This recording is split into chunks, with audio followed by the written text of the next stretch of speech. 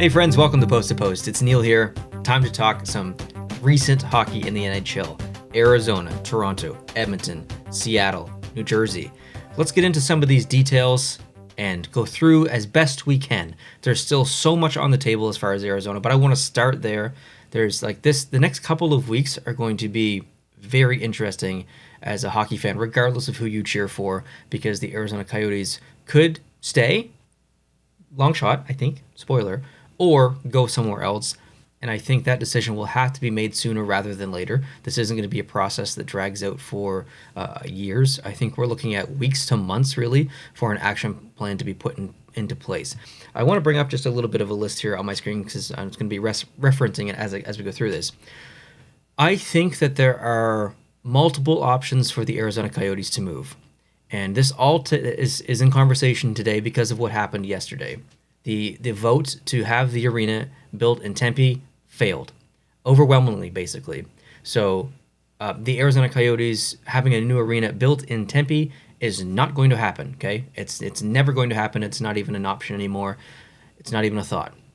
So there's really only one option for the Coyotes to stay in Arizona, and that's to play in Phoenix.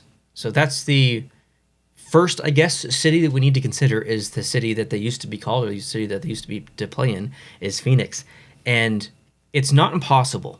Like, if Gary Bettman really, truly does not want his pet project to die, and he wants the Arizona Coyotes to stay a franchise within Arizona, it's going to have to be in Phoenix. But it's so complicated because of the history and the litigations, and it's just such a tarnished and broken relationship at this point. I don't think it can recover. Therefore, I would say there is a 10% chance that the Arizona Coyotes stay within Arizona. I really think that the failed vote last night was the last straw, and it's, enough is enough. And I think the Arizona Coyotes will be moving. I'm seeing a 10% chance that they actually go to play within Phoenix itself, Phoenix City. So let's consider some of the other cities. And this is very unfortunate, by the way. I don't want Arizona to move. I just think that it's almost time. Like, it's been 30 years. Clearly, things are they're just not working. The team has not been competitive. A couple of years, a handful of years, they have been competitive. They've been in trouble with the league as far as drafting and stuff. There's been different ownership and there's drama there. There's been litigations and lawsuits and all kinds of stuff between the city and the current location is just not viable. It's way outside of Phoenix and Tempe, and there are just so many other factors that go into place, and there's just not enough. There's not enough fans.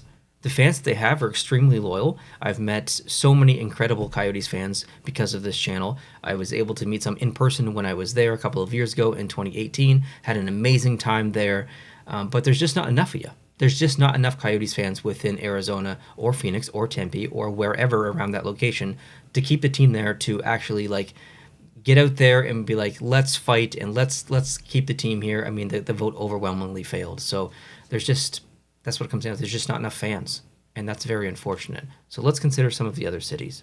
Okay, and these are in no particular order, by the way, just how I wrote them down. So the first city on my list is Houston. I think this might be the second most logical or most logical choice to where the Arizona Coyotes could potentially move. We talked about this way back in 2017, late 2017, 2018 on the original Post to Post channel, where we we made a list of, I think, 20 locations where the next NHL team could be. At that point, we did pick Seattle, and we got lucky. Seattle was the next team that joined the NHL, and at that time, we already knew about Vegas, so that wasn't really on the list. But Houston was up there as another possible location. It's one of the most populous cities in America, in North America, and in the world, really.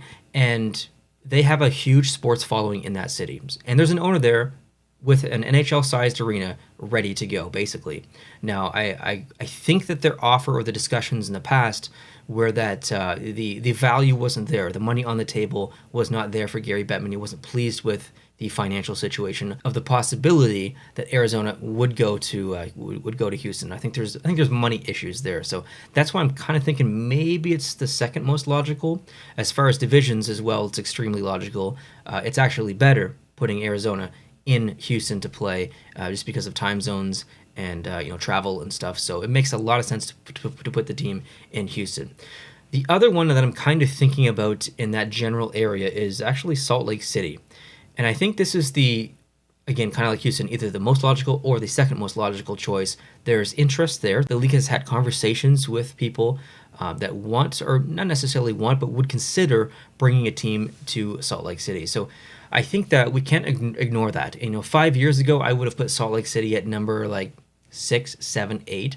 But talks have really heated up actually over the past couple of years for Salt Lake City. So I think that's the sneaky one. I think we really need to keep our eye on Salt Lake City. There's actually a lot of potential there, and I think that would be good as well, and it would fit in with the alignment within the Central Division. So keep your eye out on that.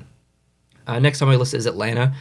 Now there's talk about a team going back to Atlanta. This was broken maybe 6 months ago, and then things really started to heat up. I think maybe like 3 months ago.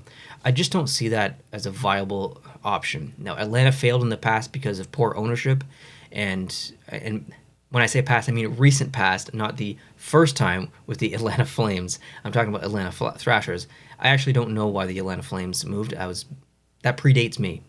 But the Atlanta Thrashers, a team that I actually got to see in person play, by the way. I love that I can say that. I don't really remember it, but I love that I can say that. Atlanta is a bit of a tricky city because of their history. I can't see how the NHL awards that city a third NHL team when there's other more viable markets out there. Atlanta has a lot of population. I think the team would do pretty well with a fan base there, but I don't know. It's not at the top of my list. Quebec is the next team on my list. I really don't see this happening because it screws up the entire alignment of the NHL. If Quebec gets a team, that means one team from the West leaves and joins the East. That means that there's an unbalance of teams, and we've got 17 and 15 at that point, and that's just not fair as far as playoff alignment stuff. You can get away with 16 and 15 or something like that, but not 2 on one side. So that means you need to take a team from the East, put it in the West. Well, you have got limited options there. You basically only really have 2 options: Detroit and probably Columbus.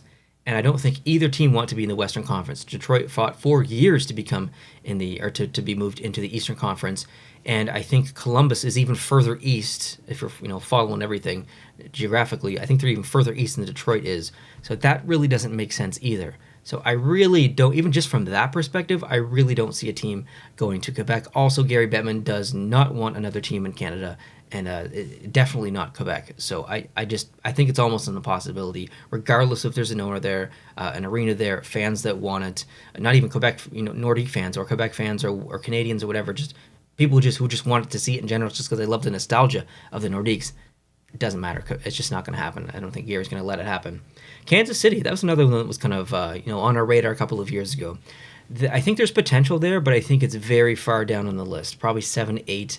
And I don't think there's an owner there that's like, bring it here, bring it here. I don't know if there's any interested party. It's a good sports city. I think you could have an amazing fan base there, but I'm not sure there's an owner willing at this moment. Hartford was another one that we've always talked about, really, and there's so much nostalgia there with the Whalers. It would be very cool just from that kind of lens, but I really don't see it actually happening. It's too close to other markets. There's so many other hockey markets in that area, and I don't think there's an owner there. And I don't know. It's tough. And I think there's an AH. Is it in the AHL? Is it the Hartford Wolfpack that play in the AHL? They've got a pretty good fan base, so you're sacrificing that as well in a way. Not that that's a big deal, but I mean there's history there. So I don't know. I just don't see Hartford either. Next on my list is Hamilton, Ontario, and Ontario, Canada, not Ontario, California. Hamilton is, yes, they could support an NHL team. I think you could probably put an NHL team in Sudbury, Ontario, and it would probably do okay. Just because the hockey's so huge in Canada, in Ontario there's just so many people, they would find a way to fill that building. But Toronto owns the market. Toronto is going to absolutely just smash any possibility of another team in Ontario, close to Toronto or not close to Toronto. I just don't see it happening. Ottawa is the only city in Ontario that I think can be allowed to have another NHL team other than the Maple Leafs. So I don't see Hamilton happening, regardless if there's an owner or not. And this actually was a bit of a conversation a while ago that there was an owner there who really wanted to bring a team. I can't remember what team it was. I don't remember if it was Atlanta or what. But yeah, there's conversations for sure. Milwaukee is another one. I actually think Milwaukee would be a pretty cool place for a team. I don't think there's no owner there. I don't think there's any interest in bringing it there, but I actually think it would be a pretty decent location for a hockey team.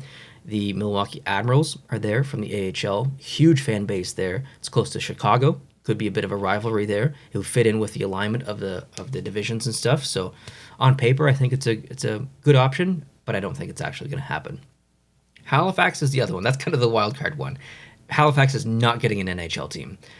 There's so many reasons why it's not going to get an NHL team. Population, you could use that as an argument, although I think that's absolutely foobar. It's ridiculous. There's people from all over Atlantic Canada would drive to go see games. Number two, which is probably the most important, is that there's no arena there, there's no owner, and there's no desire to build an NHL-sized arena. And what else are you going to put in that arena when the Halifax potential team is not playing? I guess you could have some concerts there and stuff, but other teams would play, maybe from the QMJHL, the Halifax Mooseheads, I don't know. But that's just such a big space for a small market. I just think it's really an impossibility. So going back through the list, I think the best sneaky shot, I think is actually Salt Lake City. But I think the best on paper is probably Houston.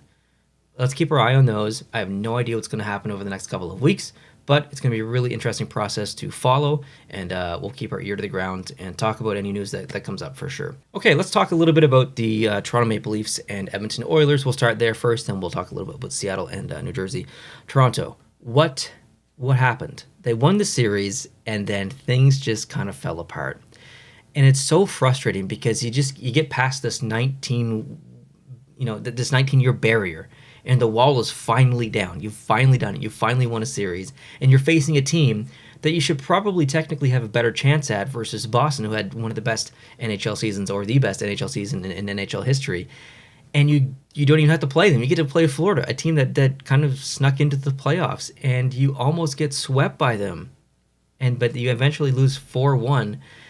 It's almost like the first series or the first round didn't happen or doesn't matter, because your heart's ripped out of your chest again. And if I'm a Leaf fan, I think, you could have said if they lost in the first round, massive changes would have happened, for sure. I think massive changes still have to happen, even regardless if they won round one or not. I think losing in round two is almost as bad, because of the way that they lost, because of the absolute no-shows from some of the players. And what's going to happen, there's so much, like, this offseason is going to be absolutely dynamic for the Toronto Maple Leafs. What's Dubas going to do? Is he going to decide to come back? And if he decides to come back, are they going to let him? Do they want him to come back? Sheldon Keefe, is he gone? Austin Matthews, Marner, Nylander, Tavares probably isn't going anywhere. But still, like, there's so many decisions that kind of need made. And yes, they all have contracts and they don't expire next year, but the following year they do. And what's going to happen then? If they get, if everything stays the same, you still got to deal with this stuff the following year. And what happens if they have another flub year? I'd say make the decision now. Try and move people if you want to move people. Make the decisions from management. Let's do it now. Let's do it in this offseason. So I'm personally expecting quite a bit from the Maple Leafs this year, but I feel a lot of disappointment from Maple Leafs fans out there, and I feel really bad for them as well. They don't, on paper, this is an incredible team, and this team should be in the Stanley Cup Finals, if not winning the Stanley Cup. Edmonton has been eliminated by the Vegas Golden Knights, and I kind of thought maybe Edmonton would get it done in this series.